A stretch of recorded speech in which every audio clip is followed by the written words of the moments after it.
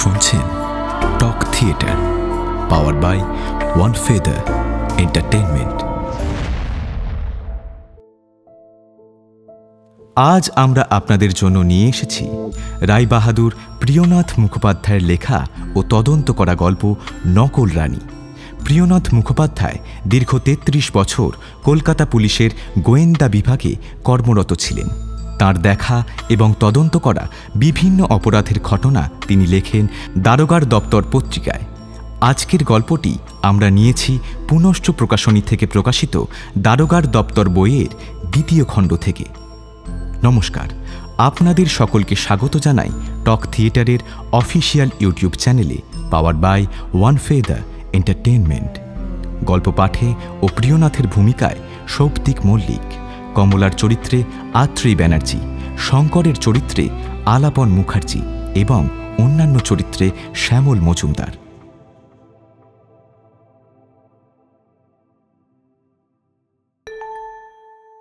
আজ যে ঘটনাটার বিষয় শ্রোতাদের সামনে উপস্থিত করতে চলেছি তা কলকাতার ঘটনা নয়, বর্ধমান জেলার অন্তর্গত কোনো একটা পল্লীর ঘটনা।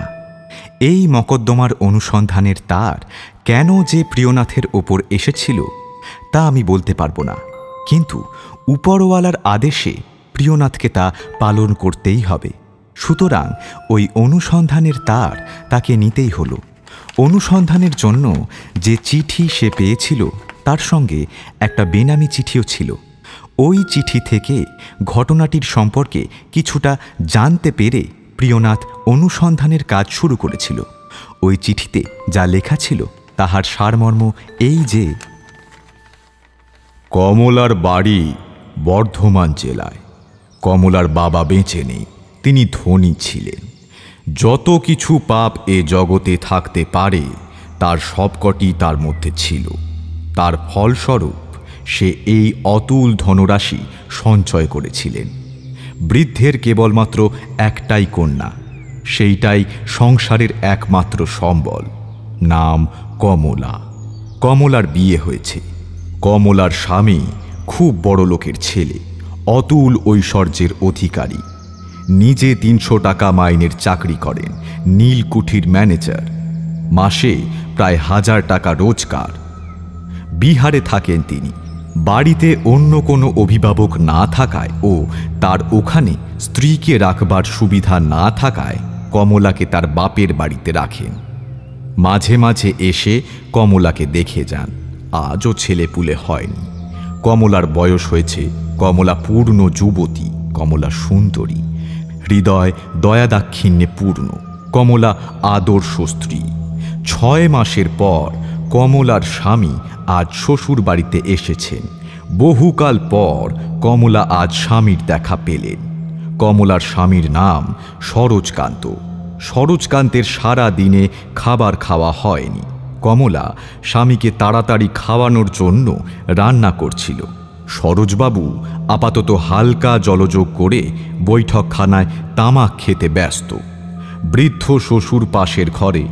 সে ঘরে আরও ২টি লোক আছে বলে মনে হলো, কেননা তারা পরস্পর কি যেন বলা বলি করছে। সরোজবাবুর মনে কৌতূহল জন্মালো। তিনি দরজার ফাঁক ফোঁকর দিয়ে দেখলেন যে বিরাট আকৃতির ২ জন লোক বুড়োর সঙ্গে পরামর্শ করছে। সরোজবাবু বৃদ্ধ শ্বশুরকে খুব ভালো রকম জানতেন। গোহত্যা, ব্রহ্মহত্যা, ডাকাতি এ সব কিছুই বাকি নেই। এই বৃদ্ধ বয়সে এখনও সেই পাপ কাজকর্মের ভূত বুড়োর মন থেকে নেমে যায়নি। বৃদ্ধ আজ ডাকাতের সঙ্গে পরামর্শে ব্যস্ত। সরোজ শুনল বৃদ্ধ ওই যমদূতের আকৃতির ওই ২ জনকে বলছেন, দুজনকে ২০ টাকা করে দেব, পারবি তো? কর্তা, আমাদের অসাধ্য কিছু আছে কি? তোরা আছিস বলে আমি আজও বেঁচে আছি। তবে কি জানেন জামাইবাবু? নে, অনেক জামাইবাবু দেখেছি, টাকার কাছে কেউ নয়। জামাইবাবু। এই কথা শুনে সরোজকান্ত চমকে উঠলেন। মনে মনে ভাবলেন, জামাইবাবু? কোন জামাইবাবু? জামাই তো আমি। আমাকে কি ওরা হত্যা করবে? বিশ্বাস নেই। দেখি আর কি কথাবার্তা হয়। বৃদ্ধ বললেন, তবে তোরা যা, ঠিক সময়ে আসিস। আগে কর্তা, তা আর বলতে হবে না। এই কথা বলে সেই দুই ব্যক্তি পাশের দরজা দিয়ে শুরুত করে চোখের নিমেষে চলে গেল। বুড়ো একা বসে রইল। সরোজ কুমার চিন্তায় ডুবে গেলেন। ঘোর সন্দেহ, এরা আমাকেই খুন করবে তা বুঝলাম। আজ মৃত্যু অনিবার্য। নিয়তির হাত থেকে কেউ বাঁচাতে পারবে না। কপালে যা আছে তাই হবে, ভগবানই ভরসা। কিন্তু শ্বশুর মশাই আমাকে খুন করবেন কেন? আমার বিষয় আশয় নগদ টাকা কড়ি হস্তগত হবে বলে? টাকা পয়সার জন্য নরহত্যা?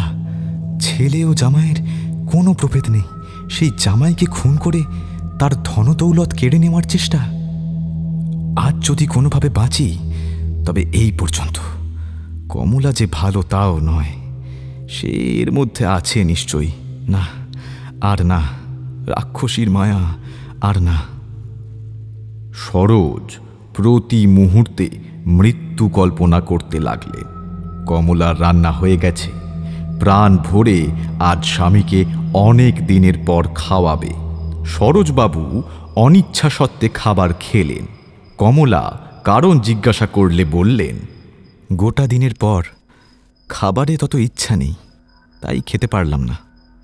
খাওয়া দাওয়ার পর সরোজকান্ত কমলার ঘরে শুলেন। কমলা গুড়গুড়াতে তামাক সেজে দিল। বাবার জলযোগের ব্যবস্থা করে দিয়ে নিজে খেতে বসল।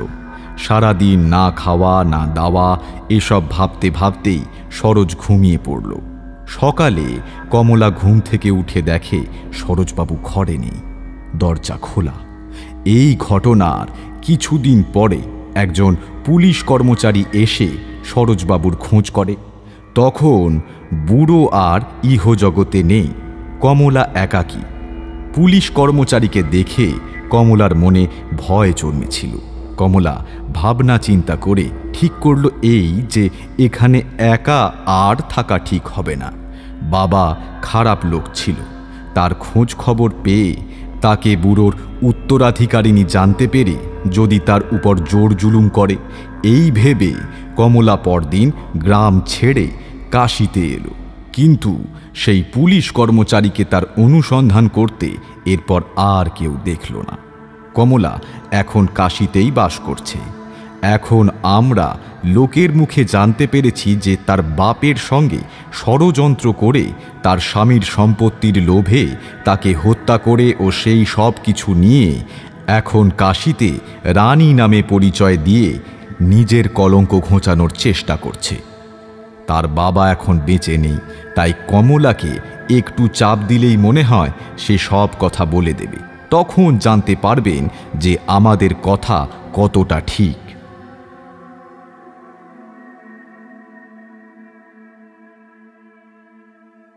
অনেক খোঁজ খবরের পর কমলার গ্রামের খোঁজ পেল প্রিয়নাথ। সেখানে গিয়ে সে জানতে পারল আসলেই কমলার স্বামী সরোজকান্ত রাতের বেলা শ্বশুর বাড়ি থেকে নিরুদ্দেশ হয়েছিল, কিন্তু তার কাজের জায়গায় বা নিজের বাড়িতে যায়নি। এই ঘটনার কিছুদিন পরেই কমলার বাবার মৃত্যু হয়, আর কমলা ওই গ্রাম ছেড়ে কাশীধামে গিয়ে বসবাস শুরু করে। গ্রামে এই কথা রাষ্ট্র হয় যে সে তার স্বামীকে খুন করে পুলিশের ভয়ে কাশীবাসী হয়েছে। ওখান থেকে এই সব শুনে প্রিয়নাথ কাশীতে যায়। রাস্তায় একজন সন্ন্যাসীর সঙ্গে তার হঠাৎ দেখা হলো। তিনি প্রিয়নাথের কাছে সব কথা শুনে তাকে সাহায্যের প্রতিশ্রুতি দিলেন, কিন্তু কেন যে সন্ন্যাসী নিজের থেকে সাহায্য করতে সম্মত হলো তা প্রিয়নাথ কিছুই বুঝল না। কিন্তু সে পরে জানতে পেরেছিল, আর আপনারাও জানতে পারবেন। দুজনেই কাশীতে দশাশ্বমেধ ঘাটে পৌঁছে দেখল সেখানে আজ বড় ধুম, কেবল দিয়তাং ভুজ্যতাং। দশাশ্বমেধ ঘাট আজ লোকে লোকারণ্য। যে যা খেতে চাইছে সে তা তক্ষুনি পাচ্ছে। কাঙাল গরিব দুই হাত তুলে জয় রানীমার জয় শব্দে দিক দিগন্ত কাঁপিয়ে হর্ষধ্বনি দিয়ে যাচ্ছে। বাইরের ঘরে বড় ভিড়, কারও সাধ্য নেই সেই জনস্রোত ঠেলে এগিয়ে যায়, কিন্তু এমন ব্যবস্থার সঙ্গে কাজ হচ্ছে যে কাউকেই বিশেষ কষ্ট ভোগ করতে হচ্ছে না। সকাল থেকে গোটা দিন প্রায় এইভাবেই চলল। এখন বিকেল 5টা বাজে। শীতকাল, একে একে লোকজন জড়ো হতে শুরু হলো। সন্ধ্যা হয় এমন সময় প্রিয়নাথ সেই জটাধারী সন্ন্যাসীর সঙ্গে সেইখানে উপস্থিত হলো। সন্ন্যাসীকে ভালো করে দেখলে খুব বয়স্ক লোক বলে মনে হয় না, খুব জোর 34 বা 35 বছর বয়স হবে। কেননা সন্ন্যাসীর দাড়ি গোঁফ এখনো কালোই রয়েছে, তাই এমন অনুমান। সন্ন্যাসী বাইরের ঘরের দারোয়ানকে জিজ্ঞাসা করলেন, ও হে বাপু, তোমাদের রানীজির নাম শুনে অনেক দূর থেকে এসেছি, একবার তার সঙ্গে দেখা করা প্রয়োজন। আজ্ঞে হ্যাঁ, কেন দেখা হবে না, অবশ্যই হবে। তুমি তো বেশ লোক। হ্যাঁ, কই তুমি তো আমাকে রাজবাটির দারোয়ানের মতো চোখ লাল করে কথা বললে না। আজ্ঞে, আপনাদের মতো লোকের উপর, আপনাদের কেন, কোনো লোকের উপরই কড়া হুকুম নেই। এমন সদাশয়া রানী তো কখনো দেখিনি। মহাশয়, আমি আজ 8 দিন এই রানীজির কাছে চাকরি করছি। আমিও। আচ্ছা, রানীজির নাম কি, বাড়ি কোথায় জানো? শুনেছি শুকরে বাড়ি, নাম কমলা। এখানে কতদিন হলো এসেছেন? প্রায় 10 দিন। সঙ্গে কত লোক? তা ঠিক জানি না, তবে দেখেছি চাকর বাকর সব এখানেই নিযুক্ত হয়েছে। তার সঙ্গে কখন দেখা হবে? আহারের সময়। সন্ন্যাসী ব্রহ্মচারীকে তিনি নিজে উপস্থিত থেকে খাওয়ান? হ্যাঁ। আচ্ছা, দেখা কোথায় হবে? কেন, উপরের বৈঠকখানায়। এমন সময় উপর থেকে কে ডাকল, সন্ন্যাসী ব্রহ্মচারী যারা আছেন, রানীজির আদেশ, তারা উপরে আসুন, সবাই আসুন, চলে আসুন। তবে বাপু, উপরে যাওয়ার রাস্তাটা দেখিয়ে দাও। দারোয়ান রাস্তা দেখিয়ে দিলে সন্ন্যাসী ঠাকুর উপরের বৈঠকখানায় গেলেন। প্রিয়নাথও তাঁর সঙ্গ ছাড়ল না, উঠেই অবাক দেখল এর মধ্যেই টিকিধারী ব্রাহ্মণ পণ্ডিত দণ্ডী সন্ন্যাসীরা নিজের জায়গা অধিকার করে বসে আছেন। প্রিয়নাথ ও সন্ন্যাসীও চুপচাপ একপাশে বসে পড়ল। দেখতে দেখতে 8টা বেজে গেল। সকলে বলাবলি করছিল যে এইবার রানী আসবেন। সত্যি কিছুক্ষণ পরে অপরূপ রূপ লাবণ্যবর্তী যুবতী সখীদের সঙ্গে সেখানে উপস্থিত হয়ে সকলকে প্রণাম করলেন। যুবতীকে দেখলেই রানী বলে মনে হয়, বয়স আন্দাজ 24 কি 25। বিনয়ের সঙ্গে মধুর স্বরে সকলের সঙ্গে আলাপ করছিলেন। প্রিয়নাথের সঙ্গী সন্ন্যাসী রানীজির মুখের দিকে তাকিয়েই মাথা হেঁট করলেন। রানী কমলাও সন্ন্যাসীকে দেখে ভয় পেয়ে চমকে উঠলেন। মুখ অন্ধকার হয়ে গেল। হাসি আছে কিন্তু হাসি নেই, এমন অবস্থা। বেশি কোনো কথা আর না বলে চাকরকে ডেকে বললেন, তুমি এদের সুব্যবস্থা করে দাও, কিছুক্ষণ পরে না হয় আমি আবার আসব। এই বলে তিনি সখীদের সঙ্গে ভেতর বাড়িতে চলে গেলেন। এদিকে জলযোগের সময় উপস্থিত। একটা শোরগোল শুরু হয়ে গেল। যে যার পাতা নিয়ে বসে পড়ল। কিন্তু আমাদের সন্ন্যাসী ঠাকুরের ভাগ্য বড়ই খারাপ। এই ভিড়ের ভিতর তিনি যে কোথায় চলে গেলেন তা কেউই জানতে পারল না। কিন্তু প্রিয়নাথ জানত তারই উপদেশ মতো তিনি কোন কার্যোদ্ধারের জন্য কোথায় গেছেন। তার ভাগ্যে রাজভোগ জুটল না। প্রিয়নাথ ব্রাহ্মণ মণ্ডলীর মধ্যে বসে বেশ ভালোভাবে পেট পুড়ে খাবার খেয়ে নিজের বাসস্থানে ফিরে এলো। সন্ন্যাসী ঠাকুর আর সেই রাতে ফিরলেন না। পরের দিন খুব ভোরে তিনি বাসায় এসে প্রিয়নাথকে বললেন, আমাকে যেমন বলেছিলেন ঠিক তাই করেছি। সকলে যখন খেতে বসল সেই তখন আমি একটা ঘরের ভেতর অন্ধকারের মধ্যে লুকিয়ে রইলাম। ঠিক তার পাশের ঘরেই কমলা থাকত। কিছু সময় পর ধীরে ধীরে সমস্ত গোলমাল মিটে গেল। রাত বেড়ে চলল। রাজভবন নিস্তব্ধ, আলোগুলো নিভু নিভু। জনপ্রাণীর সাড়া শব্দ নেই, চারিদিক ঝিঁঝি পোকার আওয়াজে পরিপূর্ণ। এমন সময় রাজভবনে দুটি মানুষ কি যেন বলা বলি করছে। প্রথমটি আমাদের কমলা দেবী, আর দ্বিতীয় ব্যক্তির নাম শঙ্কর দাস। শঙ্কর দাসকে দেখতে খুব বলিষ্ঠ, বয়স 29 কিংবা 30, যুবক, একরকম দেখতে খারাপ নয়। এই শঙ্কর দাস রানীর কাছে অনেক দিন আছে, জাতিতে উগ্র ক্ষত্রিয়, নিবাস ঠিক কোথায় তা জানি না, বিশ্বাসী কর্মচারী। রানী কিছুক্ষণ পরে শঙ্করকে বললেন, দেখো শঙ্কর দাস,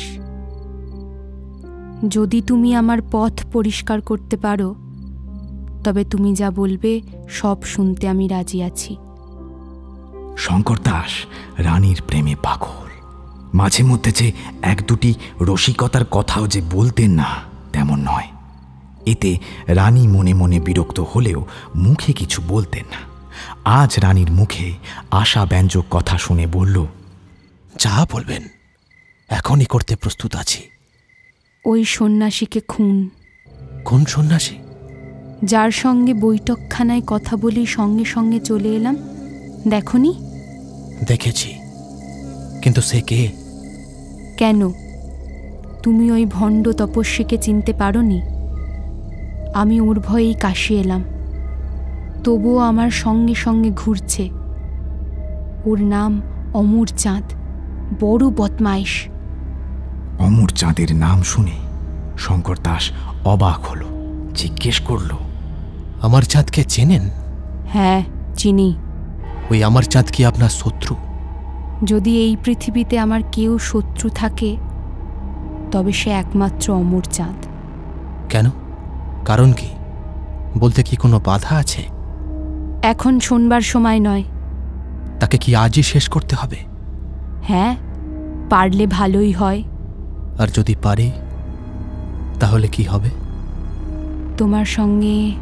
শঙ্কর দাস জালে পড়ল। কমলা পুনরায় বলতে শুরু করলেন, আর আমার এই অশেষ ধনের অর্ধেক তোমাকে তক্ষুনি দেব যদি আমাকে ও আমার এই অতুল ঐশ্বর্যের অধিকারী হতে চাও। তবে যা বললাম যত তাড়াতাড়ি পারো শেষ করো। ভয় কি? এই শঙ্কর দাস থাকতে ওই আমার চাঁদকে ভয়? নিশ্চিত করে বলছি, সে আরে পৃথিবীতে থাকবে না। তার প্রাণবায়ু আমি খিঁচে নিয়ে বায়ুতে মিশিয়ে দেব। কাল সূর্যোদয়ের সঙ্গে ওর নাম গন্ধ এ পৃথিবী থেকে মুছে যাবে, এই কথা দিলাম। কমলা একটু মধুর হাসি হেসে বললেন, তোমার সঙ্গে অমর চাঁদের তুলনাই হয় না। আচ্ছা, আমি একটা কথা জিজ্ঞাসা করব? তাড়াতাড়ি বলো, দেরি করলে অনেক দেরি হয়ে যাবে যে। আমার চাঁদের দ্বারা আপনি কি কোনো রকম অত্যাচারিত হয়েছিলেন? কমলা দেবী চোখ জোড়া থেকে যেন অগ্নি বর্ষণ করে বললেন, ও আমার জম, আমাকে খেতে এসেছে। যেখানেই যাই ও আমার সঙ্গে সঙ্গে চলে আসে। কাশিতেও এসেছে আমাকে খেয়ে ফেলবার জন্য। তাহলে সে আপনার জীবন নাশ করবে কেন? বুঝতে পারোনি? একটু হেসে কমলা একটা কটাক্ষ শঙ্কর দাসের উপর নিক্ষেপ করলেন। শঙ্কর সেই তেজ সহ্য করতে পারল না। এই তেজ সহ্য করতে না পেরে ভ্যাবা চাকা খেয়ে গঙ্গারামের মতো হয়ে গিয়ে জিজ্ঞেস করল, ও ব্যক্তির নাম আমার চাঁদ নাকি অন্য কোনো নাম আছে? না, ওর নাম অমর চাঁদ, আমার ভয়ানক শত্রু। নাম করলে শরীর কেঁপে ওঠে। ওর ভয়ে আমার আহার নিদ্রা লাটে উঠেছে। ওর মরণ হলে তবেই আমার শান্তি। এর ভেতরে যে কি বিশেষ কারণ আছে তা ঠিক বুঝতে পারছি না। যখন আমি দেশ থেকে আসি তখন থেকেই ও আমার পিছু নিয়েছে। ও লোকটা মরলেই বাঁচি। যখনই তোমার সঙ্গে দেখা হয়েছে, তোমাকে চিনেছি, মনে মনে ভাবি কত সুখ। আবার একবার ভাবি এ প্রাণ আর রাখবো না। কিন্তু আমার সুখ মনে হলেই সে চিন্তা সব কোথায় চলে যায়। এ কি সত্যি যে তুমি আমার আছো? এখন বুঝলে?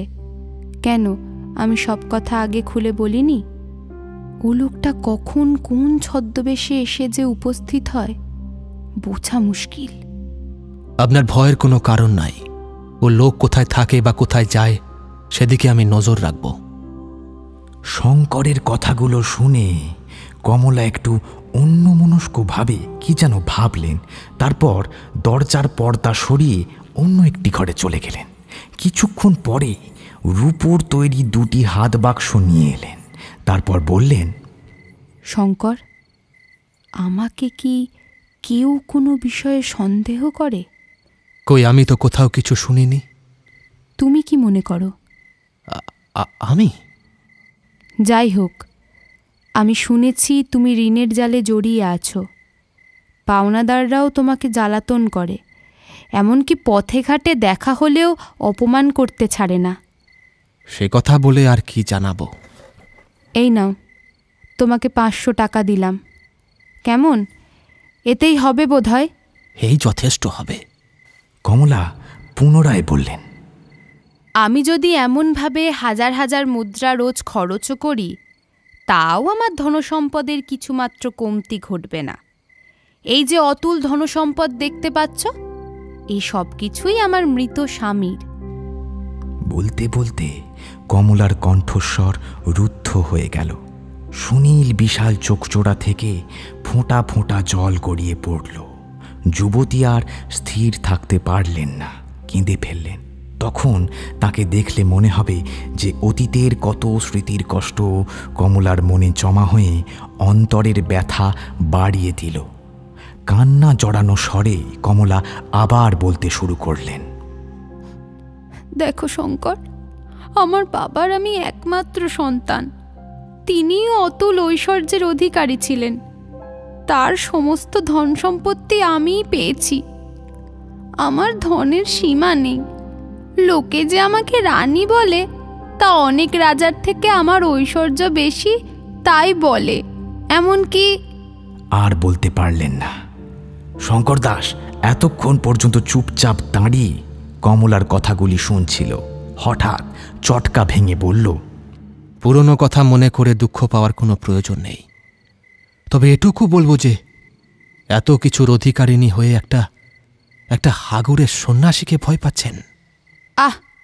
ও কথা তো তোমাকে প্রথমেই বলেছি যে এখন এসবের সময় নয়। আমাকে নিরাপদ করো, তারপর না হয়। নিরাপদ? নিরাপদ? হ্যাঁ, তাকে এ জন্মের মতো পৃথিবী থেকে সরিয়ে ফেলব। তাহলেই হলো। যেদিন তুমি তার মৃতদেহ দেখাতে পারবে, সেদিনই তোমার সঙ্গে। আর ভালো কথা, তুমি তাকে চিনতে পারবে তো? আজ সে সন্ন্যাসীর ছদ্মবেশ ধরে আমাদের এখানে এসেছিল। তোমার পক্ষে তাকে চেনা বড় কঠিন হবে। আমি বলি শোনো, অমরচাঁদ এমন ছদ্মবেশে প্রায় এখানে সেখানে ঘুরে বেড়ায়। দেখো, খুব সাবধানে ওর সঙ্গ নিও, যেন হিতে বিপরীত না হয়। সে বিষয়ে কোনো চিন্তা নেই। যাকে একবার দেখব তাকে কি আর এই জন্মে ভুলব? তবে তুমি যাও, শুয়ে পড়োগে। অনেক রাত হয়েছে, আমিও যাই। দেখো, যত তাড়াতাড়ি পারো এই কাজ শেষ করো। এই বলে কমলা শোয়ার ঘরে চলে গেলেন। শঙ্করও নিজের ঘরে ঘুমোতে চলে গেল। আমিও সুযোগ মতো ওই বাড়ি থেকে বেরিয়ে এলাম।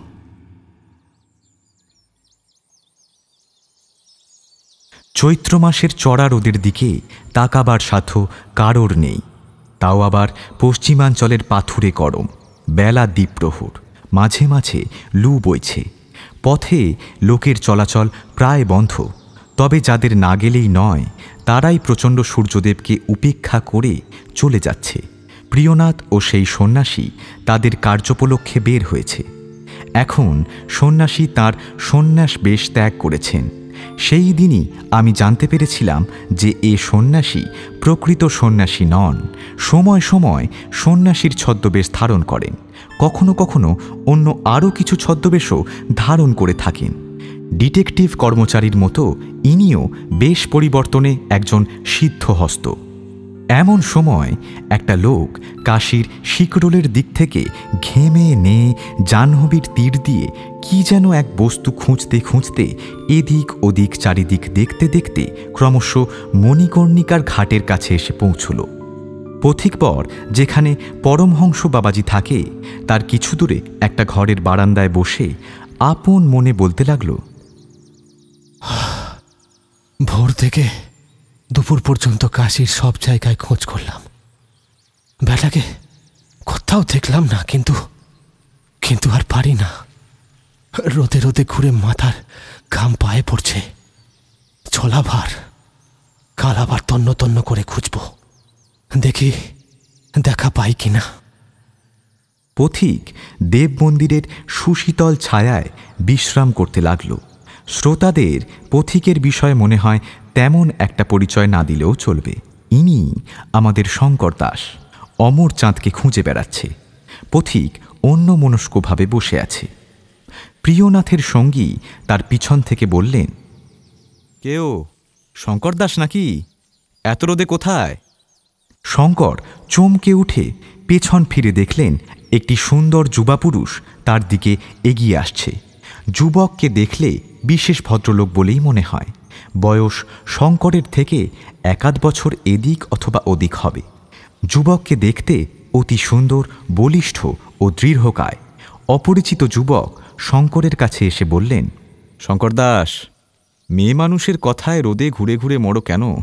যার জন্য না খেয়ে দে সকাল থেকে বেলা দ্বীপ্রহর পর্যন্তই প্রচণ্ড রোদে ঘুরে বেড়াচ্ছ, তার সন্ধান আমি দিতে পারি। শঙ্করের এত বেলা পর্যন্ত খাওয়া হয়নি, তার উপর পথশ্রম। পথশ্রম বলে পথশ্রম? বারাণসীর এমন গলিঘুঁচি নেই, গুপ্ত স্থান নেই বা প্রকাশ্য রাজপথ নেই যেখানে তন্ন তন্ন না করে শঙ্কর দাস অমরচাঁদের জন্য খুঁজেছে। সুতরাং এই সময় ভালো কথাটাও বিরক্ত লাগে। তাই এই অপরিচিতের মেয়ে মানুষ সংক্রান্ত ঠাট্টা বিদ্রুপের কথা শুনে শঙ্করের মানধাতার আমলের পিত্তি পর্যন্ত চলে উঠল। শঙ্কর রাগের সঙ্গে বলে উঠল, সালা বেটাকে নিরেট, কেমন করে ভদ্রলোকের সঙ্গে কথা বলতে হয় জানে না।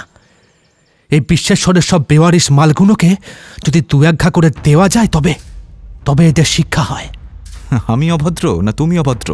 তুমি টাকা খেয়ে একটি লোকের খুন করতে উদ্যত হয়েছ, এতে মূর্খ তুমি হলে না আমি হলাম? বাহাদুরি আছে তোমার বুদ্ধির। তোমার কাছ থেকে এরকম বুদ্ধির দৌড় একটু ধার করে নিলে কেমন হয়?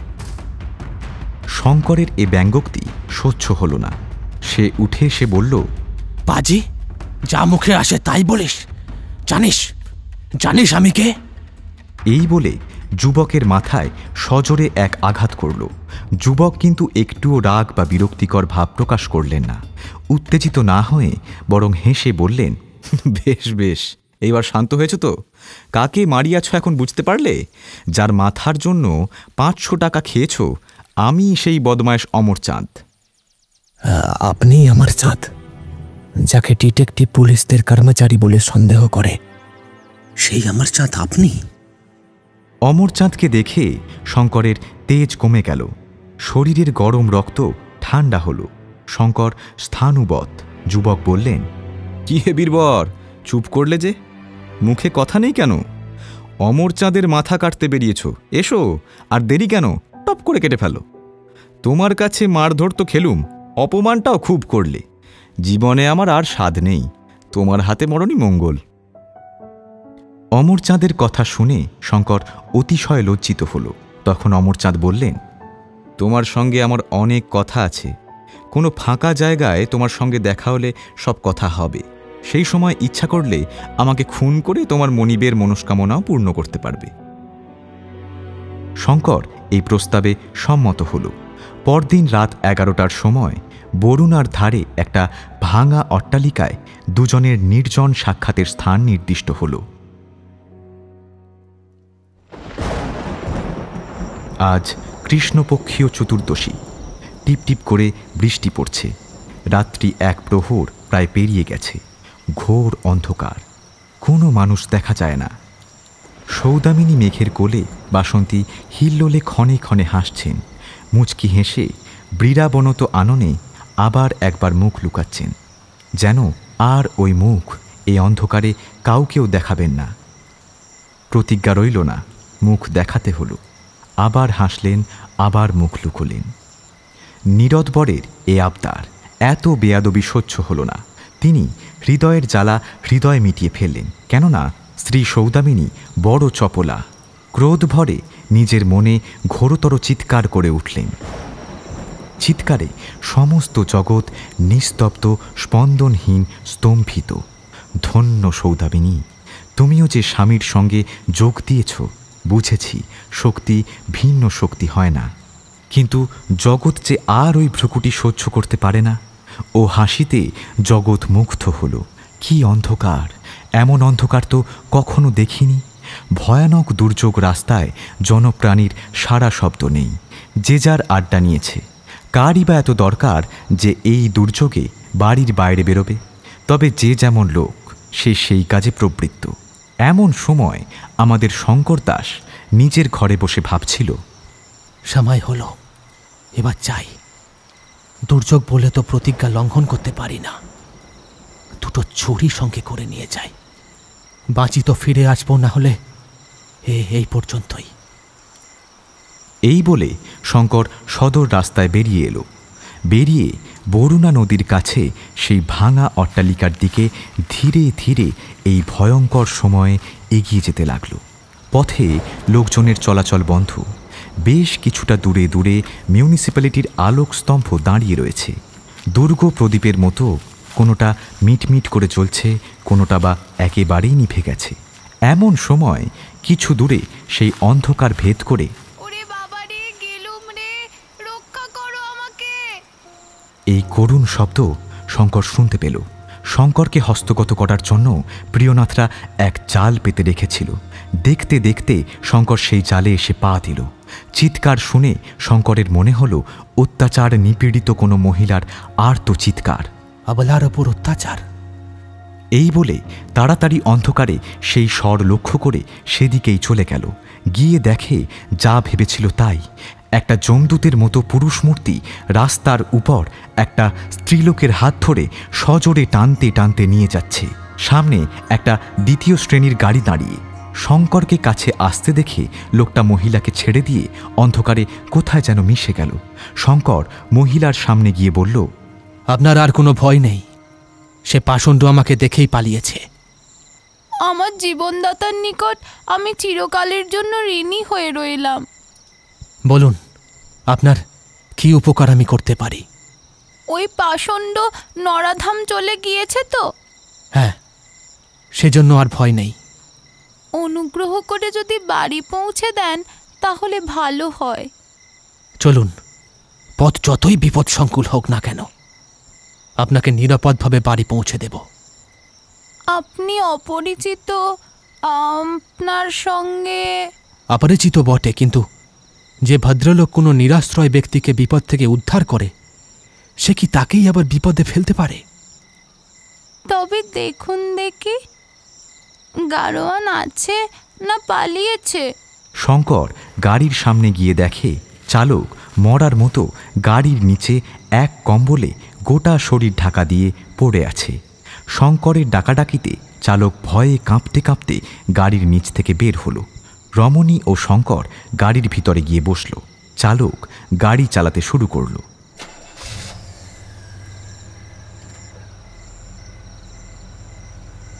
এই ভয়ঙ্কর রাতে রাজপথে এই মহিলা কে আছে? এ কি ব্যাপার? এই সমস্ত চিন্তাতে শঙ্কর এতই অন্যমনস্ক ছিল যে গাড়ি কোন দিক দিয়ে কতদূর এলো ঠিক করতে পারল না। অবশেষে গাড়ি এসে একটা প্রকাণ্ড অট্টালিকার সদর দরজায় দাঁড়ালো। মহিলা অমনি বলে উঠল, উফ, এইবার হাঁপ ছেড়ে বাঁচলাম, আমরা বাড়ি এসেছি। সেই অপরিচিতা রমণী ও শঙ্কর গাড়ি থেকে নামল। মহাশয়, আপনি আমার জীবন দান করেছেন। এখন দয়া করে আমাদের বাড়িতে রাতটুকু কাটালে বড়ই সুখী হই। শঙ্কর রমণীর কথায় দ্বিরুক্তি করল না। দুজনে বাড়ির মধ্যে প্রবেশ করল। সিঁড়ি দিয়ে উপরে উঠতে উঠতে শঙ্কর মহিলাকে জিজ্ঞাসা করল, এই বাড়ি আপনার আছে? আপাতত এখানে থাকি। এটা তো বহু পুরনো দিনকার বাড়ি। এরপর আপনাকে সব দেখাবো। এখন চলুন, ওপরে বসবেন। দুজনে সে দোতলায় এক বৈঠকখানায় এলো। ঘরে আলো চলছে। রমণী বলল, বোধহয় সকলেই ঘুমিয়েছে। আপনি এখানে বসুন, আমি চাকরদের ডেকে দিই। উজ্জ্বল আলোতে রমণীকে বেশ ভালোভাবে দেখে শঙ্কর দাস বলল, সুন্দরী, বড় আশ্চর্যের বিষয় যে এত বড় বাড়ি কিন্তু কোনো লোক নেই।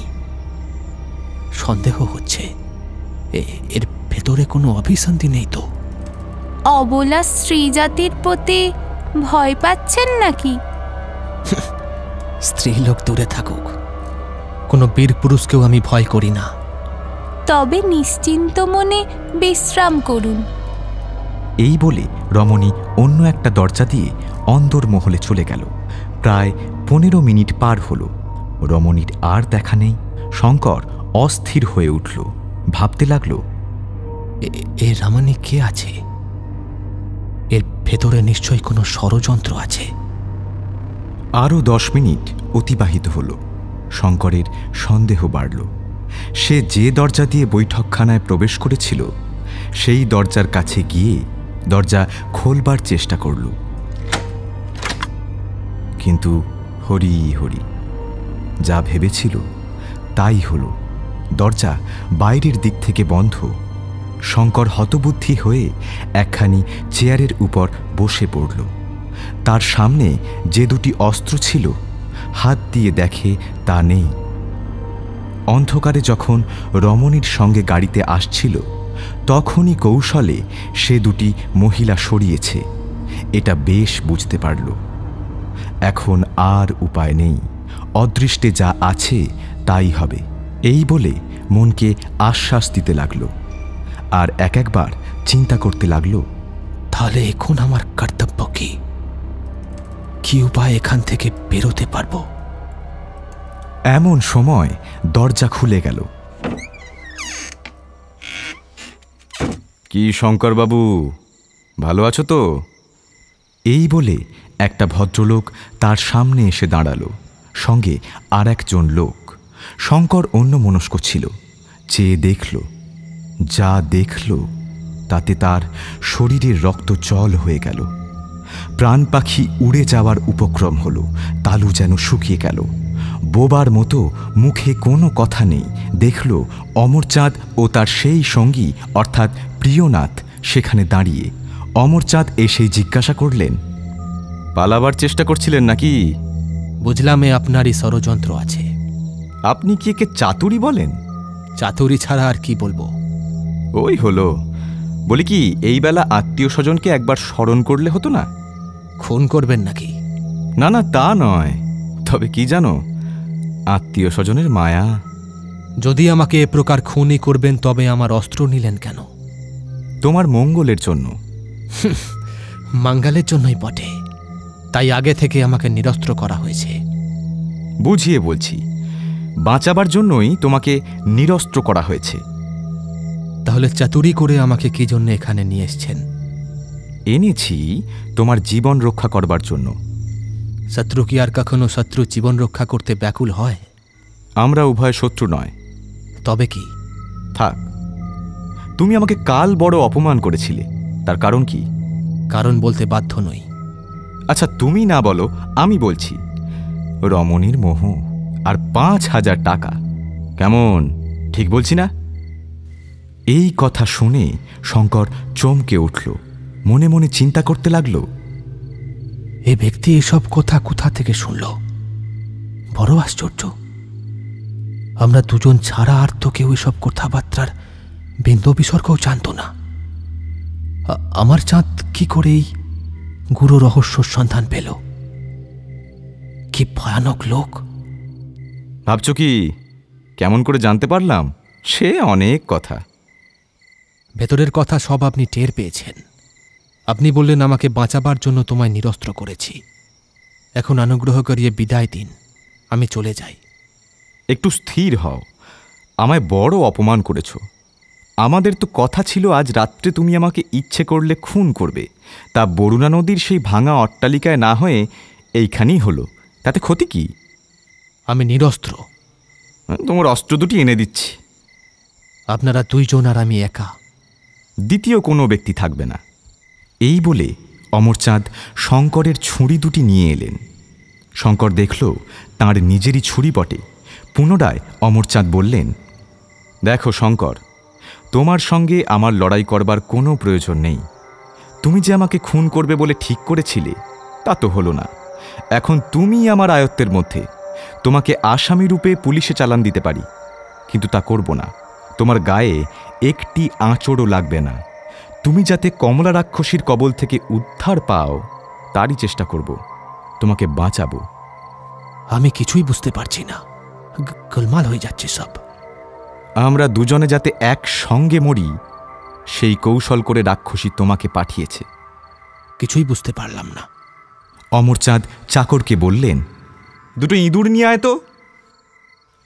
কিছু পরেই খাঁচায় বন্দি 2 ইঁদুর নিয়ে এলো। অমরচাঁদ বললেন, শঙ্কর, এই নাও তোমার ছুরি। একটা ইঁদুরের গায়ে ছুরির একটু আল ফুটিয়ে দাও, এমন করে ফুটিয়ে দেবে যেন অল্প রক্ত বের হয়। ছুরির খোঁচায় ইঁদুরের গা থেকে যেমন রক্ত বের হলো, তেমনি মুখ দিয়ে গল গল করে লালা পড়তে লাগলো। ইঁদুরটা যন্ত্রণায় ছটফট করতে করতে নিমেষের মধ্যে মারা গেল। অমরচাঁদ বললেন, দেখলে শঙ্কর, ওই ছুরিটিও পরীক্ষা করো। শঙ্কর দাস একইভাবে ওটিও পরীক্ষা করল আগের মতো। এইবারেও ইঁদুর তৎক্ষণাৎ প্রাণ ত্যাগ করল। তখন শঙ্কর দাস অমরচাঁদের পা ধরে বলতে লাগল, দয়া করে আমাকে ক্ষমা করুন। আমি পিশাচ আর আপনি দেবতা আছেন, ক্ষমা করুন আমাকে। নাকি এই আধামকে ক্ষমা করতে নেই? আমি ওই কাল ভুজাঙ্গিনীর কথাই ভুলেছি। এখন বুঝতে পেরেছ কি? আমাকে বুঝিয়ে দিন, আমি এখনো এই গুরু রহস্যের সমাধান করতে পারিনি। ছুরি দুটি বিষাক্ত। কমলা রানী এই দুটি আমাদের দুজনকে একসঙ্গে শেষ করবার জন্যই তোমাকে দিয়েছিল। যদি আমরা এই অস্ত্র দিয়ে লড়াই করতাম তাহলে দুজনের অঙ্গই ক্ষতবিক্ষত হতো। তাহলেই নিমেষের মধ্যে ওই দুটি মুশিকের মতো আমরাও প্রাণ হারাতাম। কমলা নিরাপদ হতো। আপনাকে খুন করবার কমলার কি উদ্দেশ্য আছে? কমলার আমি জম। আমি বেঁচে থাকতে কমলার জীবনে এক দণ্ড সুখ নেই, তাই কমলা আমাকে যে প্রকারে হোক খুন করতে উদ্যত। তুমি তাকে ভালোবাসো, আর আমাকে খুন করতে পারলেই তৎক্ষণাৎ সেই সময়ই সেও তোমাকে বিয়ে করবে বলেছে। আমি সেটা জানি, কিন্তু তা হতো না, হবেও না। যদি তুমি অমরচাঁদকে খুন করতে সমর্থ হতে তাহলে দেখতে পেতে তোমার কি লাঞ্ছনা হতো। কমলা তোমার শত্রু হতো। আমি আর সেখানে যাব না। আমার জ্ঞান হয়েছে, কবে কি করে বিষ খাইয়ে মেরে ফেলবে বুঝলাম। স্ত্রী জাতির অসাধ্য কার্য এ জগতে কিছুই নেই। অমরচাঁদ পুনরায় বললেন, আর কোনো ভয় নেই। আজ থেকে তুমি আমার পরম মিত্র, আমার সহায়। তোমার বিপদে আমার বিপদ। টাকা করি তোমার যখন যা দরকার হবে আমি দেব, সে বিষয় ভেব না। আমার কাছে আপাতত থাকা হবে না, তোমাকে কমলার কাছেই থাকতে হবে, না হলে আমার কার্যসিদ্ধি হবে না। কি কার্যসিদ্ধি?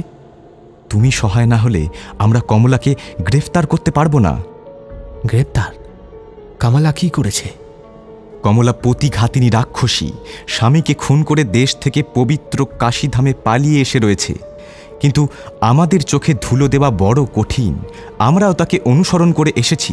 কবেই আমরা পিশাচিনীকে রাজদ্বারে উপস্থিত করতাম, কিন্তু করিনি। মাগি বড় ধরিবাজ, আমাদের উপরও চাল চালে। আমাদের চর সর্বত্র, সেটা জানে না। গ্রেপ্তার করলেই তো পারেন। এখন নয়, ওর জীবনের ঘটনাবলী জানতে আরও বাকি আছে। কিন্তু ওর জীবনের ওপর যাতে কোনোরূপ আঘাত না হয় তারও চেষ্টা করব। কেননা পাপের অনুতাপে ভবিষ্যতে স্বভাবের অনেক পরিবর্তন হতে পারে। স্বামী হত্যাকারীকে দয়া করা উচিত নয়। তার কিছু বিশেষ প্রমাণ আমি এখনো পাইনি, সেই জন্যই তোমাকে বাঁচালাম। তোমার দ্বারা আমার কার্যের সমাধান হবে। এত বড় ধনশালিনী স্ত্রীকে আমি কোনোদিন দেখিনি। কমলা নিজের ধনে ধনী। তবে কমলার জীবনী সম্বন্ধে আপনি জানেন? গোপনে অনুসন্ধান রাখাই আমাদের প্রধান কাজ। কমলা কে আমায় বলুন। আমি বলতে পারি, কিন্তু আমার কথায় বাধ্য হয়ে চলতে হবে। যখন যেমন বলবো সেটাই করতে হবে। এতে যদি সম্মত হও তাহলে বলবো। আমি আপনার দাস আছি, যখন যা বলবেন অকপটে তাই করব, যাতে মাগি জব্দ হয় তাই করব। তবে নিতান্তই যদি শুনবার ইচ্ছা হয়ে থাকে তবে 2-1 দিন অপেক্ষা করো, সবই তোমাকে বলবো। এখন আমরা যেমন উপদেশ দেব তেমনই কাজ করো। এখন তুমি কমলাকে গিয়ে বলো যে অমরচাঁদ আর নেই, জন্মের মতো তাকে পৃথিবী ছাড়া করেছো। যদি আমার মৃতদেহ দেখতে চায় তুমি স্বচ্ছন্দে সেই বরুণার ভাঙা অট্টালিকায় নিয়ে যাবে। আমি মরার মতো পড়ে থাকব। জীবিত কি মৃত কমলা কিছুই বুঝতে পারবে না। পরে যা করতে হবে বলে দেব। এই বলে অমরচাঁদ শঙ্কর দাসকে সদর রাস্তায় পৌঁছে দিলেন। শঙ্কর দাস চলে গেল। অমরচাঁদও তার পেছনে লুকিয়ে অনুসরণ করলেন। রাত 2টো বেজেছে। এখনও টিপ টিপ করে বৃষ্টি পড়ছে। শঙ্কর দাস হন্তদন্ত হয়ে একেবারে কমলার ঘরে গিয়ে পৌঁছল। অমরচাঁদ পাশের ঘরে লুকিয়ে রইলেন। শঙ্করকে দেখেই কমলা জিজ্ঞেস করলেন, শঙ্কর, কাজ শেষ হয়েছে? গম্ভীর স্বরে শঙ্কর উত্তর দিল, আমি খুনি। নিঃশেষ করেছ? আমি হত্যাকারী আছি। স্পষ্ট করে বলো, মরেছে কিনা। ও মনে করলে এখনো যেন কাশ শিউরে ওঠে কমলা। এ আমি কি করলাম? প্রতারণা করে একজনের জীবন শেষ করলাম। ওই বিষ মাখানো ছোড়া, আর বলতে পারছি না কমলা। একেবারে কি দুভাগ করেছ? না, হাতে একটু অল্প আঘাত করতেই অমরচাঁদ বসে পড়ল। আর কিছুক্ষণের মধ্যেইও ঘুমিয়ে গেল চিরকালের মতো। সেখানে কি আর কেউ ছিল? কেউ না। ধরটা কি সেখানেই পড়ে আছে? হ্যাঁ। আমি দেখব, চলো। তোমাকে আমি সেখানে নিয়ে যেতে পারবো না কমলা। এক্ষুনি যেতে হবে আমার সাথে। আমি তোমার দাস আছি, চলো মৃতদেহ দেখাই গে। তখনই গাড়ি তৈরি হলো। এদিকে অমরচাঁদ সেই ঘর থেকে বেরিয়ে অন্য এক গাড়িতে চেপে চলে গেলেন। আন্দাজ রাত 3টের সময় শঙ্কর ও কমলা সেই ভয়ঙ্কর রাতে বরুণা নদীর ধারে সেই ভাঙা অট্টালিকায় এসে পৌঁছল। বাড়িটা যেন খাঁ খাঁ করছে। জনমানবের সাড়া নেই, যেন জমপুরি অন্ধকারে পূর্ণ। শঙ্কর সেই অন্ধকারে কমলাকে রেখে কোথায় যেন চলে গেল। কিছুক্ষণের মধ্যে কাঁপতে কাঁপতে ফিরে এসে বলল, আসুন না। নিচের একটা ঘরে কমলাকে নিয়ে গেল। সেখানে কম আলো। সেই আলোতে কমলা যা দেখলেন অন্য কেউ হলে মূর্ছা যেত। কমলা দেখলেন অমরচাঁদের দেহ পড়ে রয়েছে। কমলা মৃতদেহকে ভালো করে দেখতে লাগলেন। একবার মৃতের কপালে হাত দিলেন, নিঃশ্বাস পড়ছে কিনা তা পরীক্ষা করলেন। শেষে বললেন, কোথায় আঘাত করেছ? শঙ্কর হাতে দেখিয়ে দিল। সেখান থেকে রক্তের ধারা এখনো পর্যন্ত বেরোচ্ছে। বেশ হয়েছে, আমি তোমার ওপর বড়ই সন্তুষ্ট হলাম। চলো, আমরা এখন যাই। এই বলে দুজনেই গাড়িতে চেপে বাড়ি চলে গেলেন। অমরচাঁদও উঠে তাদের পেছনে অনুসরণ করে আবার সেই বাড়ির ভেতর অলক্ষ্যে প্রবেশ করলেন। বাড়িতে গিয়ে কমলা শঙ্করকে বললেন, কাল সকাল সকাল আমার সঙ্গে দেখা করবে। কোথায় দেখা করব? এইখানেই। আবার কোথায়? তোমার মনে আছে তো যা বলেছিলে আমাকে? কাল তার উত্তর পাবে। শঙ্কর নিজের ঘরে চলে গেল। গিয়ে দেখে একটা ভদ্রলোক তার অপেক্ষায় বসে আছে। শঙ্করকে দেখে ভদ্রলোকটা আস্তে আস্তে বললেন, আপনার নাম বোধহয় শঙ্কর দাস? হ্যাঁ, আমারই নাম শঙ্কর দাস আছে। একটা খবর আছে। আপনি কোথা থেকে আসছেন? আমাকে কি আপনি চিনতে পারছেন না? শঙ্কর আলোতে ভালোভাবে ভদ্রলোককে দেখে বলল, না, আপনাকে তো আমি কখনো দেখিনি। ও, আমি আপনার অপরিচিত নই। আপনাকে দেখেছি। কই, কখন দেখেছি কিছু মনে পড়ছে না তো। আপনি এতক্ষণ কমলার ঘরে ছিলেন? হ্যাঁ, ছিলাম। কমলাকে অমরচাঁদের মৃতদেহ দেখিয়েছেন।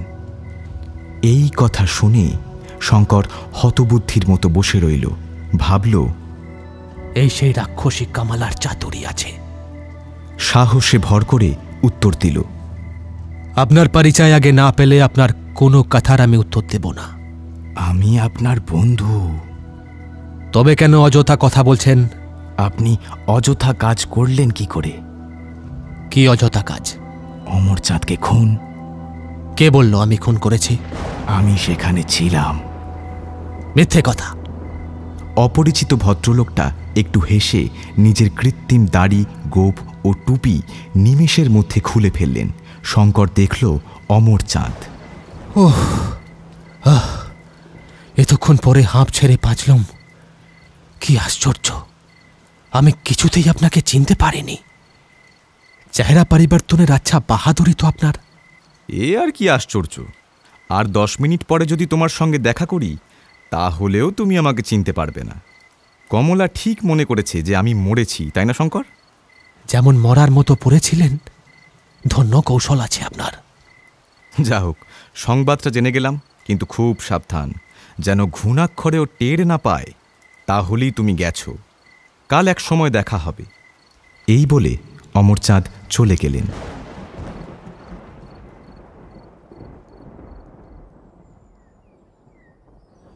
কমলার কথা অনুযায়ী শঙ্কর পরদিন সকালে কমলার সঙ্গে দেখা করল।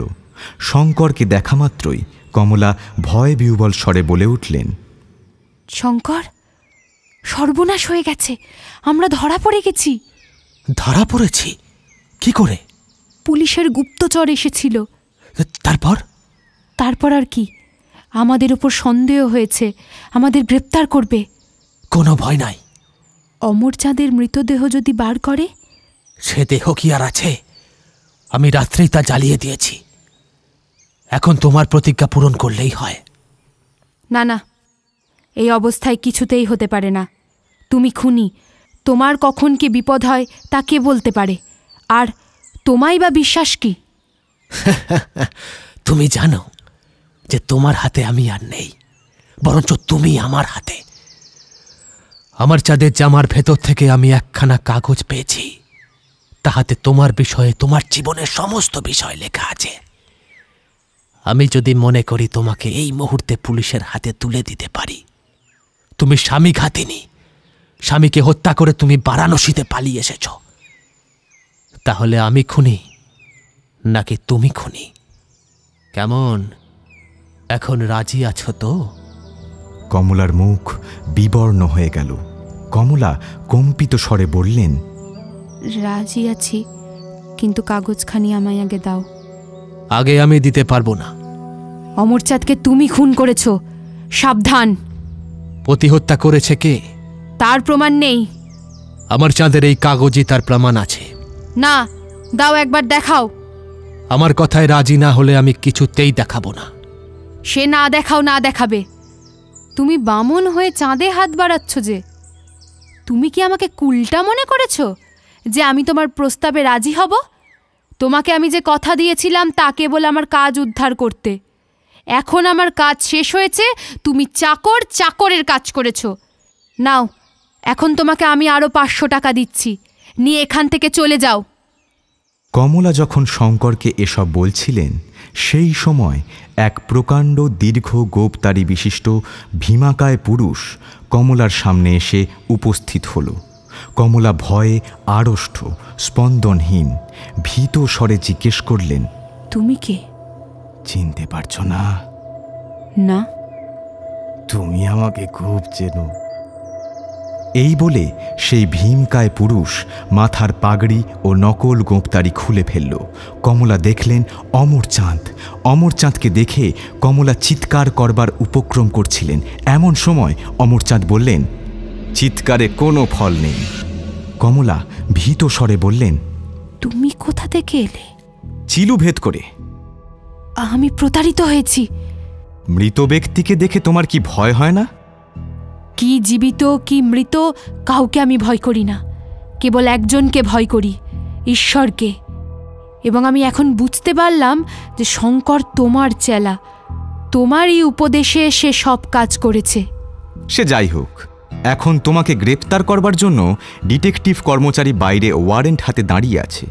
আমার আদেশ পেলেই তারা তোমাকে গ্রেপ্তার করবে। কমলা, এইবার তুমি হাতে নাতে ধরা পড়েছ। আমাকে গ্রেপ্তার করবেন কেন? স্বামীকে খুন করেছ বলে? ঈশ্বর জানেন, আমি আমার প্রাণের স্বামীকে খুন করিনি। একে স্বামীর শোক, তারপর আবার মিথ্যা কলঙ্ক রটনা করে লোকসমাজে আমাকে অপমানিত করবার চেষ্টা করছিলেন। এই জন্য আত্মহত্যা করে জীবন জোড়ানোর জন্য এখানে এসেছিলাম। আর আমার যা কিছু আছে তা আমি মুক্ত হস্তে দান করছিলাম। এভাবে সমস্ত অর্থ শেষ হলেই মণিকর্ণিকার গর্ভে আমি আপন জীবন সমর্পণ করতাম। আমার স্বামীর হঠাৎ নিরুদ্দেশে আমার মন একে অস্থির হয়ে রয়েছে, আর তার উপর মিথ্যা কলঙ্ক মনকে সবসময় দগ্ধ করছে। সে যা হোক, এখন আমার সময় উপস্থিত হয়েছে। আমার যা কিছু আছে তা নিয়ে আপনি শান্ত হন, আমি আমার কাজ শেষ করি। আমি তোমার কাছ থেকে কিছুই আশা করি না। যে নিজের স্বামীকে খুন করে ধনধিকারিণী হয়েছে, তার ধনস্পর্শ করলেও মহাপাপ। চোখের জল ফেলতে ফেলতে কমলা বললেন, আপনি আমার উপর যে দোষারোপ করছেন তা সম্পূর্ণ মিথ্যা। স্বামী দেবতা। তবে আমাকে খুন করতে চাইছিলেন কেন? আপনার ওপর আমার বড় রাগ, কারণ আপনি প্রচার করেছেন যে আমি আমার প্রাণের স্বামীকে খুন করেছি। এই জন্যই আমি প্রতিশোধ নেওয়ার চেষ্টা করছিলাম, কারণ আমার সংসারে আর কোনো সুখ ছিল না। আমার প্রাণ জোড়াবার স্থান মণিকর্ণিকার গর্ভই স্থির করে রেখেছিলাম। তোমার সমস্ত অপরাধ চাপা পড়তে পারে, রাজদ্বারেও তোমাকে যেতে হবে না। যদি তুমি সরল মনে ঈশ্বরকে সাক্ষী রেখে এই বিষয়টি স্বীকার করো যে তুমি তোমার নিজের স্বামীকে খুন করেছ, তাহলেই তুমি নিরাপদ জানবে। কমলার চোখজোড়া বাষ্প ভারাক্রান্ত হল। কমলা কাঁদতে কাঁদতে বললেন, আমি আমার জীবনের আর আশা করি না।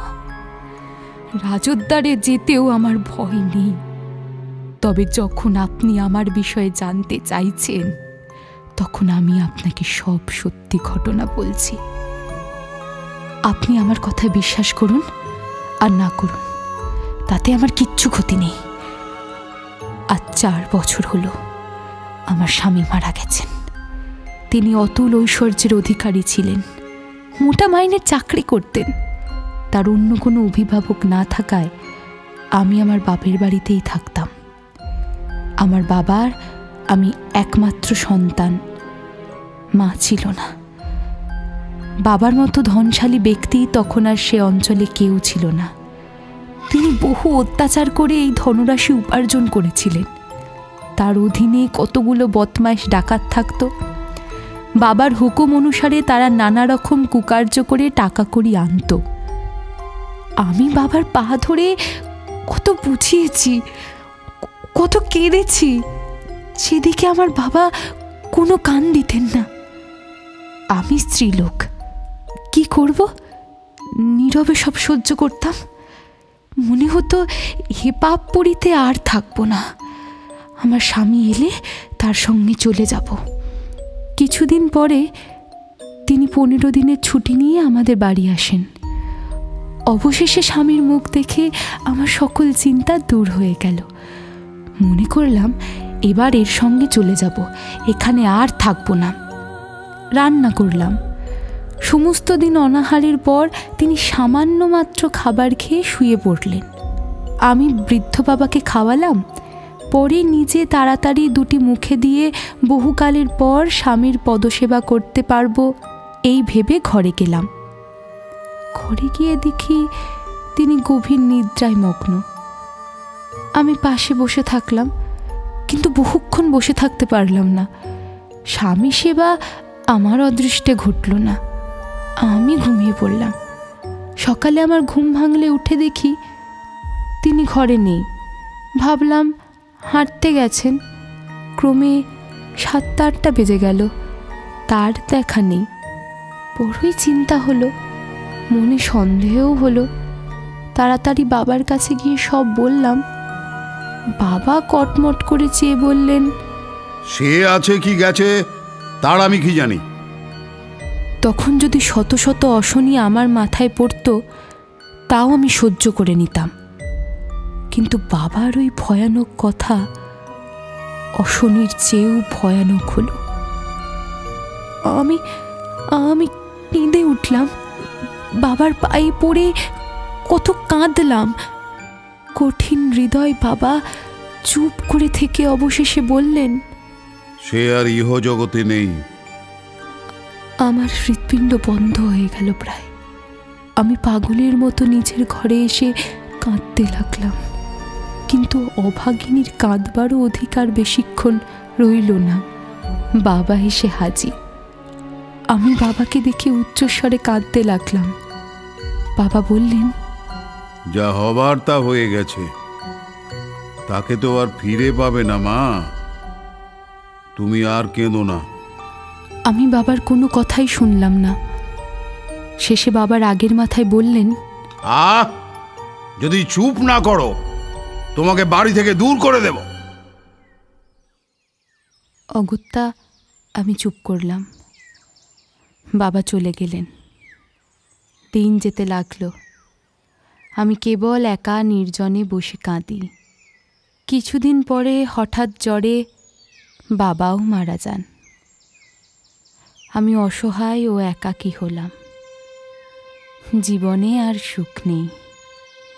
এভাবে মাসখানেক কাটল। একদিন পুলিশ অর্থাৎ তুমি এসে হাজির। তোমাকে দেখে আমার ভয় হলো। বুঝলাম আমার স্বামী খুন হয়েছে। পুলিশ সেটা জানতে পেরেছে। সেখানে একা থাকা আর নিরাপদ নয়। অবশিষ্ট জীবন ব্রহ্মচারিণী রূপে পবিত্র কাশীধামে কাটাবো মনে করে এখানে এলাম। এখানেও আমার নিস্তার নেই, আপনিও সঙ্গে সঙ্গে। তখন মনে করলাম আমার সমস্ত অর্থ দান করে গঙ্গা জলে আত্মবিসর্জন করব। শঙ্করদাস বলে একটা লোক আমার কাছে চাকরি নিল। সে যে খারাপ লোক তা আমি বুঝতে পারিনি। বলতে কষ্ট হয়, সে আমায় দেখে পাগলের মতো হয়ে গেল। কপট বিশ্বাসে তাকে আশায় রেখে কৌশলে তাকে জব্দ করব এই চেষ্টা করতে লাগলাম। তারপর আপনি সমস্তই জানেন। আমার আর বাঁচবার স্বাদ নেই, মরণ হলেই মঙ্গল। কিন্তু একবার স্বাদ করেছিলাম, যতকাল বাঁচব সেই পতিদেবতার ধ্যানে নিযুক্ত থেকে ব্রহ্মচর্য ব্রতে দীক্ষিত হয়ে পতির পদযুগল স্মরণ করতে করতে মরব। কমলা আর বলতে পারলেন না। কণ্ঠশ্বাস রুদ্ধ হয়ে এলো। কমলা মূর্ছিত হয়ে পড়লেন। প্রায় আধ ঘন্টা পরে কমলার জ্ঞান ফিরল। কমলা চোখ মেলে চাইল, আবার বুঝে ফেলল। তার মাথা এক দেববম সুন্দরকান্তি যুবকের কোলে। যুবক এক দৃষ্টিতে কমলার মুখের দিকে চেয়ে আছেন।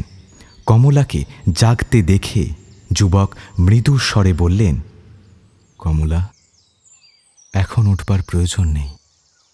কমলা আবার চেয়ে দেখলেন, কিছুই ঠিক করতে পারলেন না। পাগলের মতো ঊর্ধ্ব দৃষ্টিতে যুবকের মুখের দিকে কেবল তাকিয়ে রইলেন। কমলা ঝটপট যুবকের কোল থেকে উঠে পাগলের মতো প্রলাপ বকতে আরম্ভ করলেন। সাপ, সাপ, কাল সাপ, তুই আমাকে দংশন করেছিস। কোমর থেকে তীক্ষ্ণ ধার ছুরি বের করে কমলা বললেন, এক্ষুনি তোর বিষ দাঁত ভেঙে ফেলবো। বলে আলু থালু বেশে ছুরি হাতে যুবকের বুকে আঘাত করবার জন্য এগিয়ে গেল। যুবক তাড়াতাড়ি কমলার হাত থেকে ছুরিটা কেড়ে নিলেন। হৃদয়েশ্বরী, কমলে, আমায় চিনতে পারলে না? আমি তোমার সরোজ। কে? কে সরোজ? আমার প্রাণেশ্বর সরোজ? এতদিনে তোমার অভাগিনীকে মনে পড়েছে? স্বর্গ থেকে আমায় নিতে এসেছো? দাঁড়াও, দাঁড়াও, আমি যাচ্ছি, দাঁড়াও।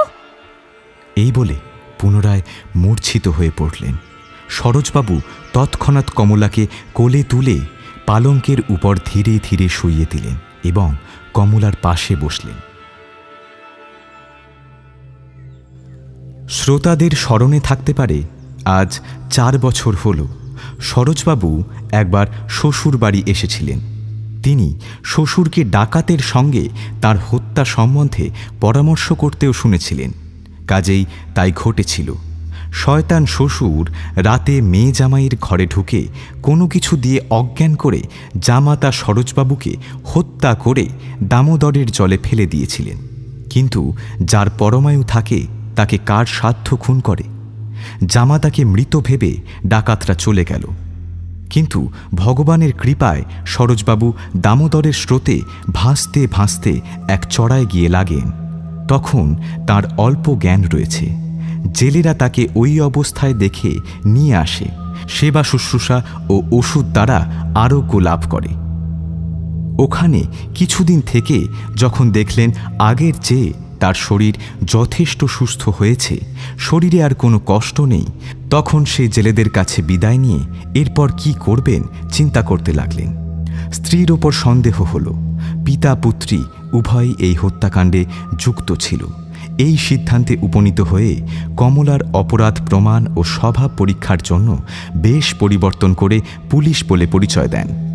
এখন কমলাকে নির্দোষ ও নিষ্পাপ মনে করে পরদিন কমলাকে নিয়ে জন্মভূমির দিকে যাত্রা করলেন।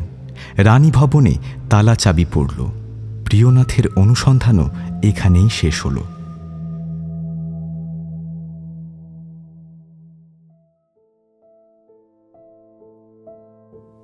আমাদের গল্পটি ফুরলো, নোটে গাছটি মুড়লো।